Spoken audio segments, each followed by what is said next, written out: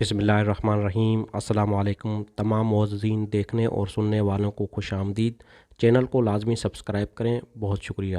آج کا ٹاپک ہے مسلمانوں میں مذہبی اختلافات کی ابتدا اور اس کے اسباب کا عنوان ہے مرجئہ۔ شیعوں اور خارجیوں کے انتہائی متضاد نظریات کا رد عمل ایک تیسرے گروہ کی پیدائش کی صورت میں ہوا جسے مرجئہ کے نام سے موسوم کیا گیا ہے۔ حضرت علی رضی اللہ تعالیٰ عنہ کی لڑائیوں میں جس طرح کچھ لوگ ان کے پرجوش حامی اور کچھ ان کے سخت مخالف تھے، اسی طرح ایک طبقہ غیر جانبدار لوگوں کا بھی تھا جو یا تو خانہ جنگی کو فتنہ سمجھ کر الگ بیٹھ رہا تھا یا پھر اس معاملے میں مذہب تھا کہ حق فریقین میں سے کسی کے ساتھ ہے۔ یہ لوگ اس بات کو تو ضرور محسوس کرتے تھے کہ مسلمانوں کا آپس میں کشت و خون ایک بڑی برائی ہے، مگر وہ لڑنے والوں میں سے کسی کو برا کہنے کے لیے تیار نہ تھے اور ان کا فیصلہ خدا پر چھوڑتے تھے کہ آخرت میں وہی طے کرے گا کہ کون حق پر ہے اور کون باطل پر۔ اس حد تک تو ان کے خیالات عام مسلمانوں کے خیالات سے مختلف نہ تھے، لیکن جب شیعوں اور خارجیوں نے اپنے انتہا پسندانہ نظریات کی بنا پر کفر و ایمان کے سوالات اٹھانے شروع کیے اور ان پر جھگڑوں، بحثوں اور مناظروں کا سلسلہ چلا، تو اس غیر جانبدار طبقے نے اپنے نقطہ نظر کے حق میں مستقل دینیاتی نظریات قائم کر لیے،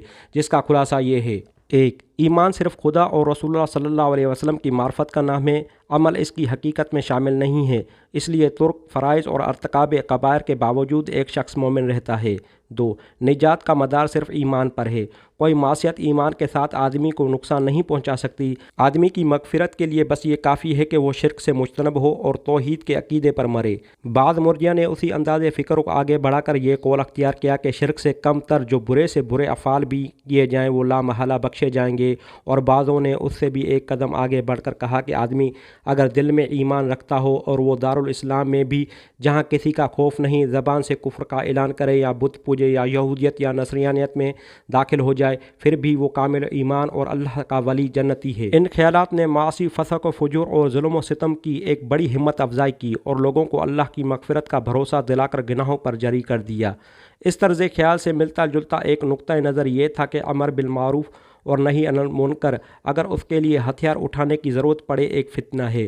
حکومت کے سوا دوسروں کے برے افعال پر ٹوکنا تو ضرور جائز ہے، مگر حکومت کے ظلم و وجور کے خلاف زبان کھولنا جائز نہیں۔ علامہ ابو بکر جساس اس پر بڑے تلخ انداز میں شکایت کرتے ہیں کہ ان باتوں نے ظالموں کے ہاتھ مضبوط کیے اور برائیوں اور گمراہیوں کے مقابلے میں مسلمانوں کی قوت مدافعت کو سخت نقصان پہنچایا۔